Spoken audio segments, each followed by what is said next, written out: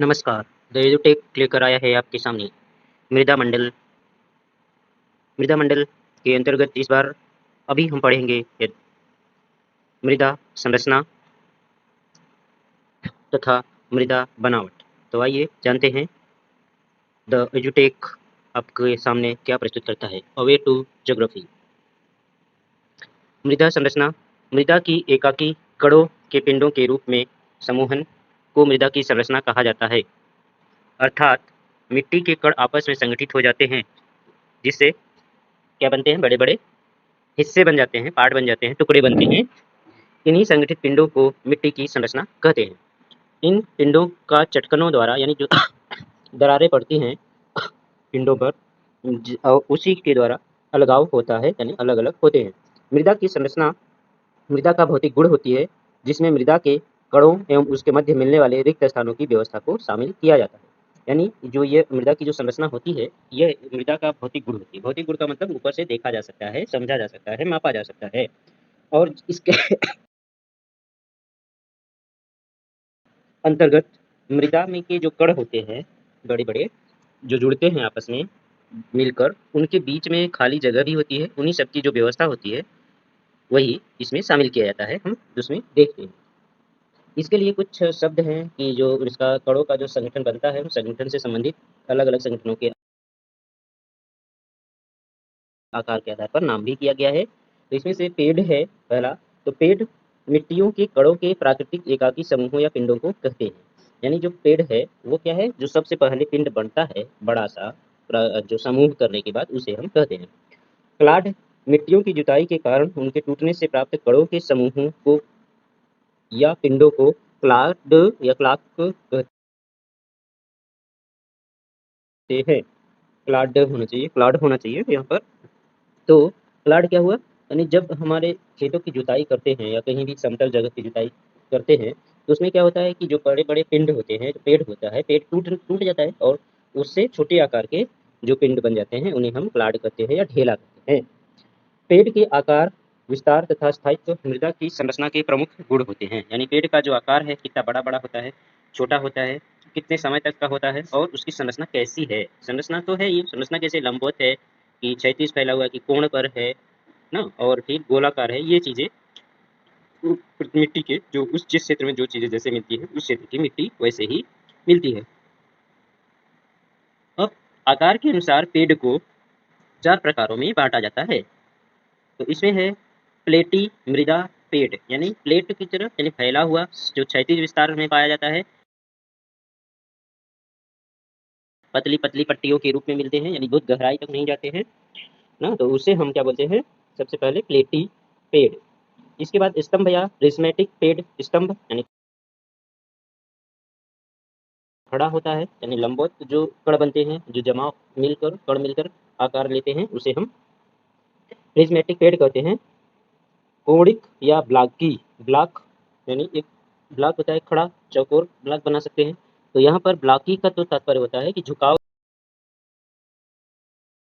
लिए हुए जो एंगुलर होता है, जिसे हम बोल सकते हैं कोणीय संरचना। यह पेड़ झुकी हुई अवस्था में मिलते हैं। जैसे दो तरीके से झुक सकता है, या तो जो क्षैतिज या प्लेटी है, प्लेटी की एक भाग ऊपर उठ जाए, एक भाग नीचे धंस जाए, या जो क्षैतिज जो ऊर्ध्वाधर होता है, ऊर्ध्वाधर की झुक जाए किसी एक तरफ में, तो उससे हम क्या बोलेंगे, आपका बन जाएगा कोणीय पेड़। गोलीय पेड़ या दानेदार पेड़ मृदा की संरचना में गोल गोल रूप के होते हैं। यानी जब उसको हम देखते हैं कि जब छोटे आकार में होते हैं, तो सबसे छोटी आकृति अगर हम करते जाते हैं किसी चीज की, अपने से अगर वो मिलता है, तो वो गोलाकार ही ले लेता है। पूरी तरीके से गोला नहीं, लगभग गोलाकार हो जाते हैं। वैसे संरचना को हम फिर कौन सी पेड़ बोलेंगे, गोलाकार पेड़ बोलेंगे। फिर तीसरा जो चीजें होती है इसमें कुटान। कुटान क्या होता है, पेड़ तथा एकाकी मोटे कड़ों वाले खनिजों के चारों ओर, यानी जो कड़ होते हैं, जो कणों से पेड़ बनता है, पेड़ के चारों ओर विभिन्न प्रकार के लेप पड़ जाती है ना। तो वो लेप कैसे होते हैं, किसी भी जैविक पदार्थ से बन सकते हैं, जैसे पौधों की जड़ों से काई के रूप में भी पेड़ जमाव हो सकता है। फिर रासायनिक जमाव भी हो सकता है, जिसमें क्या मिलते हैं, इस तरीके से जो लेप चारों तरफ से किसी भी आकृति पेड़ में अगर हो जाता है, ऐसे पेड़ को कुटान कहते हैं, यानी जो लेप युक्त होता है। जैसे मिट्टी का कुटान, यहाँ पर पूरा कुटान मतलब क्या होता है, मिट्टी का मतलब क्ले। क्ले अगर किसी दूसरे प्रकार की मिट्टी पर क्ले ही जम जाए चारों तरफ से तो लौह ऑक्साइड कुटान, यानी लोह ऑक्साइड जैसे लाल लाल जो होते हैं लौह युक्त मिट्टियों के में होता है अक्सर। मैग्नीज ऑक्साइड का कुटान, मैग्नीज ऑक्साइड कुटान मतलब मैग्नीशियम की जो ऑक्साइड होती है उसकी परत जब चारों तरफ से किसी पेड़ पर जम जाती है तो उसे हम मैग्नीज ऑक्साइड कुटान के नाम से जानते हैं। जैविक पदार्थ के लेप वाले कुटान, खनिज कुटान आदि। कुटान तथा पेड़ का मृदा में अत्यधिक महत्व होता है। इसी आधार पर मिट्टियों के अध्ययन को पेडोलॉजी मृदा विज्ञान कहते हैं।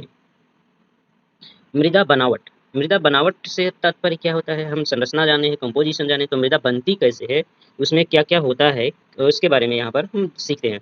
मृदा बनावट का तात्पर्य रेत, गाद और मृत्तिका के आकार के कणों के अनुपात से है। यानी मृदा का जो बनावट है उसमें हम देखते हैं कि जो है कैसा है, तो कितना भाग में क्या चीज़ें हैं। जैसे कहते हैं ना कि रेतीली मिट्टी है इस खेत की और इस क्षेत्र की, या फिर कैसे चिपचिपी मिट्टी है या बलुई है, ये बलुई और चिपचिपी के बीच का दोमट है, तो ये जो पाया जाता है इसी को हम क्या बोलते हैं, मृदा की बनावट समझते हैं इसी से, ठीक है।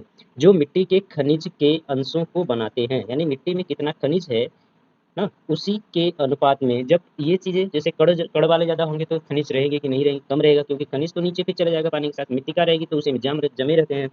और फिर सिल्ट जैसे नदी के किनारे पर पाए जाते हैं सिल्ट, छोटी को बारीक रेत के जो होते हैं वो वैसे में कुछ अधिक पाई जाएगी। तो इस तरीके से जो उनके खनिज होते हैं उनके अंश को निश्चित कर देते हैं। मिट्टी की बनावट को उसमें पाए जाने वाले विभिन्न आकार के कणों की बहुलता के आधार पर, यानी क्या, मिट्टी की जो बनावट है उसको हम कैसे पहचानेंगे, कैसे समझते हैं, उसमें क्या होता है कि जो विभिन्न आकार के कण मिलते हैं उनकी कितनी संख्या ज़्यादा है, यानी छोटे आकार वाले कणों की संख्या ज़्यादा है कि बड़े आकार वाले कणों की संख्या ज़्यादा है, इसी के आधार पर नामकरण किया जाता है, एक श्रृंखला बनाई जाती है, सूची बनाई जाती है, उसी में रखकर हम समझते हैं कि कौन सी बनावट की मृदा है। यह बनावट गहराई के साथ बदलती रहती है। सीधी-सी बात है कि जब भौतिक कारक बाहरी सतह पर काम करते हैं, अंदर नहीं काम कर पाते हैं उतना, तो इसलिए इनकी संरचना में भी गहराई के साथ बदलाव होता रहता है। गहराई के साथ बनावट के तरीके के अनुसार मिट्टी को वर्गीकृत किया जाता है। गहराई के साथ में भी क्या होता है, जैसे-जैसे नीचे जाएँगे तो उसकी बनावट अलग-अलग होती जाएगी, जिससे हम वहाँ पर बनाते हैं मिट्टी के अलग-अलग प्रकार वर्गीकरण कर देंगे हम कि मृदा ऊपरी मृदा, मध्य मृदा, मृदा सी, इस तरीके से अभी हम जब आगे पढ़ेंगे प्रोफाइल में तो ये सब सीखेंगे। तो आगे मृदा के खनिज अनुपात के निर्माण में सिल्ट, यानी खनिज अनुपात, मृदा के अंतर्गत जो खनिज का अनुपात बनता है उसमें सिल्ट, रेत, मृत्तिका के अनुपात के लिए मृदा बनावट या सॉइल टेक्सचर का प्रयोग किया जाता है। यानी अनुपात पता करने के लिए कि कितना खनिज है, उसमें कितना सिल्ट है, रेत है, इस सब की जानकारी हासिल करने के लिए हम मृदा बनावट या सॉइल टेक्सचर का प्रयोग करते हैं। मृदा बनावट यह प्रभावित करती है कि किसी मृदा के अंतर्गत क्या टेक्सचर से प्रभावित होता है, इसके बारे में यहाँ पर बात कही गई है। इसमें है मिट्टी में कितना पानी रह सकता है, यानी कोई मृदा है कि उसमें पानी कितना सोख सकती है वो मिट्टी, इसको भी मृदा बनावट ही तय करती है। दूसरा, उसी मिट्टी में से पानी जब बहेगा तो कितनी स्पीड से बहेगा, कितनी उसकी दर होगी बहने की, यह भी कौन निर्धारित करता है, यही मृदा बनावट ही। मिट्टी कितना उपजाऊ है, कितना उपयोगी है, यह भी, जैसे बहुत बलुई है तो वो उपजाऊ नहीं होगी और उस पे बहुत ज़्यादा उपयोग नहीं किया जा सकता है कुछ भी चीज़ें। जैसे रेतीली मृदा वातित होती है, वातित का मतलब बहुत अधिक खाली जगह उसमें मिलती है, हवा का सबसे ज़्यादा उसमें उपस्थिति पाई जाएगी। फिर लेकिन उसमें पानी कम होता है, तभी तो वातित है, पानी जितना ज़्यादा रहेगा वात उतना कम रहेगी। तो इस तरीके से वातित जो होती है तो पानी कम रहती है, पानी कम रहता है तो मृदा घोल नहीं बनेगा, मृदा घोल नहीं बनेगा तो उसमें पोषक तत्व भी नहीं रहेंगे। तो इस तरीके से जबकि मृत्तिका नहीं, मृत्तिका मृत्तिका के अंतर्गत क्या होता है, मृत्तिका में पानी अधिक समय तक टिकता है क्योंकि वो जाम कर देती है, पानी को बहने ही नहीं देती, उसके नीचे नहीं जाने देती, ठीक है। चिपचिपापन अधिक होता है तो पोषक तत्व भी उसमें बेहतर मिलते हैं, यानी अधिक मात्रा में मिलते हैं। सामान्य रूप से मृदा बनावट के आधार पर मृदा को 3 ग्रेड में बाँटा जाता है। साधारण रूप से हम इसे आकार मृदा की जो बनावट होती है उसको हम 3 सामान्य रूपों में बाँटते हैं। कौन-कौन सा होता है? रेत, गाद और मृत्तिका। तो रेतीली, गाद और मृत्तिका या क्ले के रूप में हम इसे बाँटते हैं। तो रेतीली मिट्टी क्या होती है? ये सबसे ज़्यादा बड़े कणों से होती है, जिसमें सबसे ज़्यादा बड़े कण मिट्टी जो होती है, मिट्टी के ऊपर होता है ग्रेवल, यानी जो पथरीली होती है, जहाँ पर कंकड़ मिलते हैं और ढेले होते हैं, उसे ग्रेवल कहते हैं, उसके बाद वो मिट्टी नहीं होती है। तो मिट्टी में क्या होती है? रेतीली मिट्टी शामिल होती है, इसके में रिक्त स्थान बहुत अधिक मिलते हैं तथा ये पानी बहुत कम समय तक धारण करती है। दूसरा, गाद या सिल्ट है, यह रेत की अपेक्षा छोटे कणों से निर्मित होती है। क्या होती है? जो सिल्ट होती है वो तो रेत की अपेक्षा छोटे कणों से, यानी जो अगर जैसे हम कहते हैं ना यमुना की अगर बालू लेते हैं तो वो रेत बड़ी बड़ी होती है, उसका कण बड़ा होता है। गंगा की रेत में क्या होता है, बालू जो होती है वो बहुत ही महीन बारीक होती है। तो वो इस तरीके का अंतर हम समझ सकते हैं कि जो रेतीली होती है उसमें बड़ी बड़ी कण होते हैं, और गाद वाली मिट्टी में जो मिट्टी बलुई होती है गाँव में जैसे, वो होती है गाद वाली। इसके बाद जो होती है चीका, जिसे बोलते हैं चीका, यानी जहाँ पर बहुत अधिक पानी रहता है, ठहर सकता है, वहाँ पर इस मिट्टी का निर्माण होता है, या निर्माण यह मिट्टी पाई जाती है, उसे हम क्या बोलते हैं कि क्ले।